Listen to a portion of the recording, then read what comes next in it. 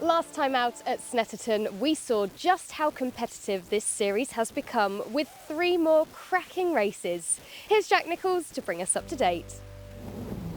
The track set in the flatlands of Norfolk provided us with plenty of action, and going wheel to wheel around Snetterton really means having to hold your nerve on some of its fast-flowing sections. Some drivers, though, couldn't hold on.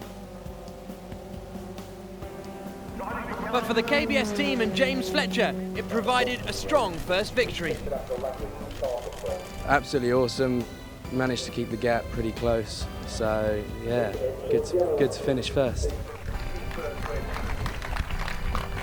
Race 2 was arguably the most dramatic of the season. An early collision between Senan Fielding and Matt Bell set off a chain of events that left chaos in their wake and forced the race to be stopped. Cars were involved left, right and centre, but fortunately all the drivers walked away unharmed.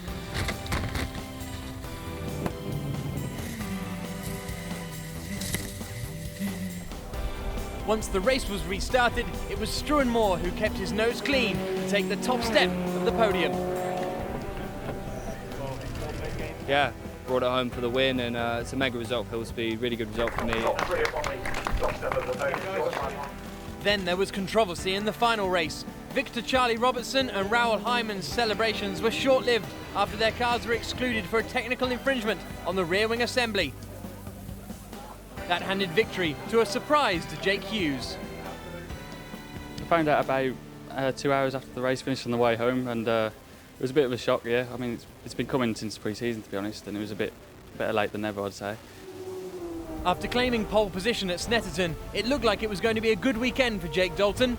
However, 2 DNFs proved very costly as he lost the lead in the championship. It's still a long season, so got a lot of work to do. Going to go after this round, make sure we develop the car and then be fighting back for the other rounds. But we've still got this weekend to make sure we can get some good points and keep the championship alive. The big crash at the start of race 2 upset several of the drivers' best laid plans. Matty Graham and Raoul Rajmeyer were right in the thick of it. They seemed to be a magnet for trouble.